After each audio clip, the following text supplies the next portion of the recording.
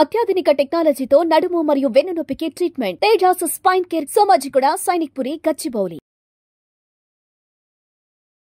Doctor గారు చాలా మంది ఇప్పుడు సమ్మర్ అనుకోవచ్చు, లేదంటే మిగతా టైంలో ఔటింగ్‌కి వెళ్ళినా, లేదంటే డీహైడ్రేట్ అవ్వకుండా ఉండాలి అన్నప్పుడు కూడా కొన్ని రకాల డ్రింక్స్ తాగుతూ ఉంటారు. ఓఆర్ఎస్ కావచ్చు, కొంతమందేమో కోకోనట్ వాటర్ తాగుతుంటారు. చాలా మంది మాత్రం ఓఆర్ఎస్ ఎక్కువగా అంటే ఇన్‌స్టంట్‌గా ఎనర్జీ వచ్చేస్తుంది అండ్ తాగినప్పుడు కూడా బావుంటుంది అని చెప్పేసి చిన్న పిల్లలకు కూడా ఇస్తూ ఉంటారు. పెద్దవాళ్ళు కూడా ఓఆర్ఎస్ తీసుకుంటూ ఉంటారు. సో, నా క్వెషన్ ఏంటంటే షుగర్ ఉన్నవాళ్ళు ఓఆర్ఎస్ తీసుకుంటే మంచిదా? అసలు ఓఆర్ఎస్ తీసుకోవడం మంచిదేనా? డీహైడ్రేషన్ అయింది, హ్మ్. ఏదో లూజ్ మోషన్స్ కానీ వామిటింగ్స్ అయినాయి, డీహైడ్రేషన్ అవుతుంది, పొటాషియం తగ్గిపోతుంది. సో అటువంటిప్పుడు ఓఆర్ఎస్ మంచిది. ఓఆర్ఎస్లో ఈ రెడీమేడ్గా మీకు ప్యాకెట్లో ఉంటాయి చూడండి, ready to drink. Ready to drink. దాంట్లో Hmm. కొంచెం గ్లూకోజ్ శాతం ఎక్కువ ఉంటుందని మనకు సమాచారం. సో దాంతో పోలిస్తే ఈ ప్యాకెట్ మనం ఓపెన్ చేసుకొని వాటర్‌లో. ఈ ప్యాకెట్స్ కూడా మనకు చిన్న ప్యాకెట్ ఉంటుంది, పెద్ద ప్యాకెట్ ఉంటుంది. హ్మ్. సో చిన్న ప్యాకెట్ అనుకోండి 1 గ్లాస్ ఆఫ్ వాటర్లో మిక్స్ చేసుకొని తాగేయచ్చు అనమాట. దీంట్లో షుగర్ తక్కువ ఉంటుంది, మిగతా ఎలక్ట్రోలైట్స్ బాగుంటాయి అన్నమాట. సో కాబట్టి ఇది ఫస్ట్ ప్రిఫరెన్స్. ఇప్పుడు వేసవి, ఎండాకాలం లేదా ఏదైనా మీకు కొంచెం నీరసం అనిపిస్తుంది, కోకోనట్ వాటర్ అవైలబిలిటీ ఉంది, ఓఆర్ఎస్ ప్యాకెట్ అవైలబిలిటీ ఉంది అనుకుందాం. సో ఓఆర్ఎస్ ప్యాకెట్ రేట్ తక్కువ, ఇది కలుపుకొని తాగేస్తే బాగున్న ఫీలింగ్ కూడా ఎక్కువ అనిపిస్తుంది. అవును. సో కాబట్టి కోకోనట్ వాటర్ కంటే ఓఆర్ఎస్ మంచిది అనే ఒక అభిప్రాయానికి మనం వస్తాం అక్కడ. కోకోనట్ వాటర్ అవైలబిలిటీ ఉంటే అది బెస్ట్ ఆప్షన్. ఓకే. షుగర్ ఉన్నవారు అని మీరు అన్నారు కాబట్టి యాహ్! నేను ఇవన్నీ మాట్లాడేది జనరల్గా షుగర్ ఉన్నవారు, కంట్రోల్లో ఉన్నవారు గురించి ఎక్కువగా చెప్తూ ఉంటాను. ఎందుకంటే మెజారిటీ కంట్రోల్లో ఉంటారు అనేది నా అభిప్రాయం. ఇప్పుడు ఒక వ్యక్తికి 250, 350 లేదా 450 షుగర్ ఉందనుకోండి, మీకు ఓఆర్ఎస్ తాగినా షుగర్ పెరుగుతుంది, కోకోనట్ వాటర్ తాగినా షుగర్ పెరుగుతుంది, తేనె నీళ్ళు తాగినా పెరిగే ఉంటుంది. ఆల్రెడీ పెరిగిపోయిన షుగరే కదండి. కాబట్టి ఫస్ట్ డయాబెటీస్ మేనేజ్మెంట్ అక్కడ కరెక్ట్గా ఉండాలి. అక్కడ వాడాల్సిన మెడికేషన్, అది టాబ్లెట్స్, అది ఇన్సులిన్, వాట్ ఎవర్, అది ఫస్ట్ షుగర్స్ తీసుకొచ్చి మీరు 200 లోపు మెయింటైన్ చేయండి. ఎందుకంటే షుగర్స్ 300, 400 ఉంటే వాళ్ళకి ఎక్కువగా గ్లూకోజ్ యూరియా అవుతూ ఉంటుంది. ఈ గ్లూకోజ్ యూరియాలు ఏమవుతుందంటే కొన్ని సాల్ట్స్ కూడా వెళ్ళిపోతాయి. ఓకే. సాల్ట్స్ కూడా వెళ్ళిపోతాయి. సో నీరసం అయిపోతారు. ఇది తాగినప్పుడు బాగా అనిపిస్తుంది వాళ్ళకి తాత్కాలికంగా. ఓకే. సో అది కరెక్ట్ కాదు, ఆ చైన్ బ్రేక్ చేయాలి. సో ఫస్ట్ షుగర్ కంట్రోల్ మీద దృష్టి పెట్టండి. ఆ తర్వాత ఎప్పుడన్నా అకేషనల్గా ఇలాంటి నీడ్ వచ్చినప్పుడు, నీరసంగా అనిపించినప్పుడు ఏది మంచిది అని మనం ఆలోచించినప్పుడు ఎలక్ట్రోలైట్ పౌడర్ వాటర్ కూడా మంచిది, కోకోనట్ వాటర్ అవైలబిలిటీ ఉంటే కోకోనట్ వాటర్ ఇంకా మంచిది. అండ్ అలాగే ఇప్పుడు షుగర్ ఉన్నా లేకపోయినా కూడా షుగర్‌కి ప్రత్యామ్నాయంగా చాలా మంది తేనెను కూడా యూజ్ చేస్తూ ఉంటారు. అలాంటప్పుడు ఇప్పుడు తేనె నిమ్మరసం తాగుతూ ఉంటారు. లేదంటే జ్యూసెస్‌లో అయినప్పటికీ కూడా కొన్నిసార్లు షుగర్‌కి బదులుగా తేనెని వాడడం అనేది మనం చూస్తూ Correct. ఉంటాం. కాబట్టి షుగర్ ఉన్న వాళ్ళు మీరన్నట్టుగా వాళ్ళు తేనెని వాడొచ్చంటారా? లేదా కంట్రోల్‌లో ఉన్నవాళ్ళు వాడుకోవచ్చా? తేనె మంచిది. మీరు ఈరోజు చూస్తున్నారు, హ్మ్. సూపర్ మార్కెట్లో పోతే ఒక తేనె బాటిల్ కొంటే ఒక తేనె బాటిల్ ఫ్రీ అని Free. చెప్పేసి నేను చాలాసార్లు చూశాను. అవును. ఎట్లా సాధ్యం అవుతుందంటే తేనెను ఉత్పాదన చేయడం ఏంటి? తేనె ఉంటుంది, నేచురల్‌గా. అది ప్రకృతి. హ్మ్. బట్ ఈరోజు ఏమైపోయిందంటే తేనె ఒక కమర్షియల్ ప్రోడక్ట్ అయిపోయింది. ఓకే. కమర్షియల్ ప్రోడక్ట్ అయిపోయింది. సో మరి అంత క్వాంటిటీ న్యాచురల్గా తయారు చేయలేరు.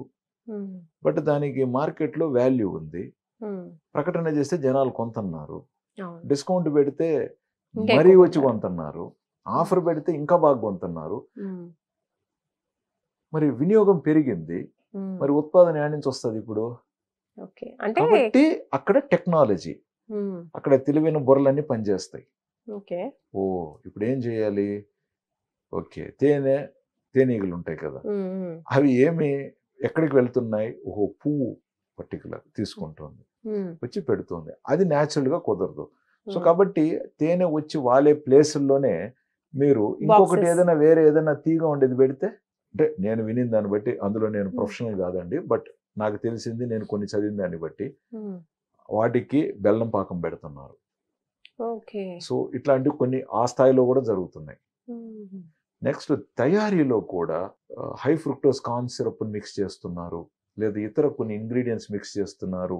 ఇది ఓకే. మ్యానుఫ్యాక్చరింగ్ యూనిట్లో ఇక్కడ కూడా కొన్ని జరుగుతున్నాయి అనేది కూడా మనం విన్నాం. So okay. అక్కడ జరుగుతుంది, ఇక్కడ జరుగుతుంది. ఇంతే కాకుండా కౌంటర్ ఫేట్స్ కూడా అవైలబిలిటీ. అంటే పలానా బ్రాండ్ ఏదైతే మార్కెట్లో బాగా నడుస్తుందో అదే దాని పేరు, ముద్ర, బాటిల్ వేసేసి వీళ్ళే సొంతంగా ఏదో ఒకటి తయారు చేసేయటం, కల్తీ. కంప్లీట్ కల్తీ. సో ఇవి ప్రాబ్లమ్స్. ఓకే. ఈ ప్రాబ్లమ్స్ లేకపోతే తేనె అద్భుతం, ఓకే. న్యాచురల్ గా దొరికిందంటే వాడుకోవచ్చు హ్యాపీగా. అస్సలు దాని మీద అద్భుతం, దండం పెట్టాలి. మీకు మంచి శ్రీశైలం అడవుల్లో తేనెలు దొరుకుతున్నాయని కూడా అవైలబిలిటీ ఉన్నాయనుకున్నాం. వేపపోత తేనె కూడా దొరుకుతుందని కూడా మనకు తెలుసు. అదే విధంగా అరకు సైడ్ కూడా మంచి తేనె దొరుకుతుందని తెలుసు.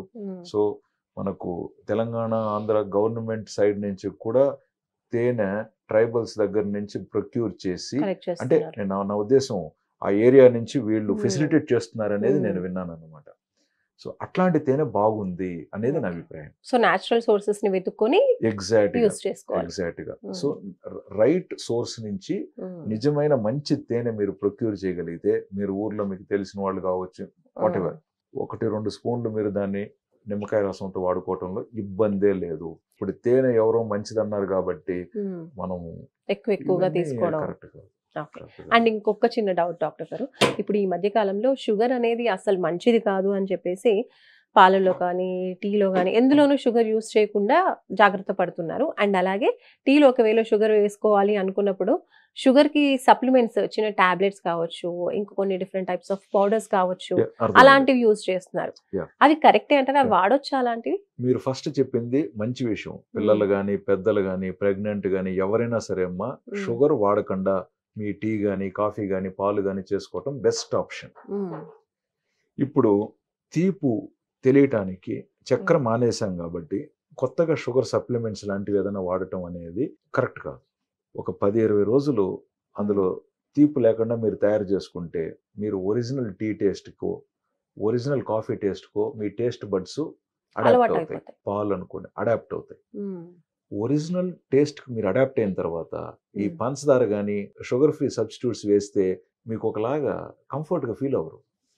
ఆ స్థానానికి మనం ఎదగాల. సో షుగర్ మానేయటాన్ని అదేదో జీవితంలో కోల్పోయినట్టుగా దయచేసి ఫీల్ అవ్వకండి. ఎంతసేపు మీరు మందులు మాత్రలు ఇన్సులిన్ అని మాత్రం అనుకోకండి. ట్రీట్మెంట్ అంటే చాలా ఉంటాయి అందులో. డాక్టర్తో 10 నిమిషాలు మాట్లాడిపోవటం కూడా పెద్ద ట్రీట్మెంటే. నేను ఇదివరకు కూడా చెప్పుంటాను, కొంతమంది ఎంత హై షుగర్ ఉంటుందంటే నేను ఊహించని విధంగా వాళ్ళ షుగర్స్ కంట్రోల్ గమనించుంటాను. సర్ప్రైజ్, సూపర్ సార్ అని చెప్తాం. ఎందుకంటే ఏం అవసరం ఉంది, రియాలిటీలో ఉందాం. నాణ్యమైన ఆహార వస్తువుల్ని విలువైన వస్తువుల్ని పద్ధతిగా మితంగా వాడుకుందాం. ఏది కూడా దయచేసి వేస్ట్ చేయకండి. వేస్టేజ్ అవటం వల్లనే ఈరోజు కొన్ని కల్తీలు అవుతున్నాయి అనేది నా అభిప్రాయం. ఏది కూడా మితంగా వాడుకోవాలి. మనకి ఎంత అవసరం అంతే తీసుకోవాలి. వాడేదో ఆఫర్లు పెట్టాడు అనేసి మనకి ఎంత అవసరం అంత తెచ్చుకుందాం. ఇప్పుడు ఈ నెలకి మీకు ఎంత అవసరం అది తెచ్చుకోండి. ఆఫర్లు ఉన్నాయని చెప్పి ఎక్కువ తెచ్చుకొని ఏం చేసుకుంటాం మనం? పనికిరావు, చెడిపోతాయి. దక్కాల్సిన వాడికి దక్కదు అది మళ్ళీ తర్వాత. సో కొంచెం మనము సమర్థవంతంగా, కొంచెం క్లారిటీగా, కొంచెం కాన్ఫిడెంట్గా, హ్యాపీగా రియాలిటీని యాక్సెప్ట్ చేస్తూ ముందుకెళ్ళాం అనుకోండి, లైఫ్ సుఖమయం. డయాబెటీస్ ఎవరికి సమస్య కాదు అనేది నా అభిప్రాయం. ఓకే డాక్టర్ గారు, థ్యాంక్ యూ అండి. రైట్, చూస్తూనే ఉండండి సుమన్ టీవీ. నమస్తే.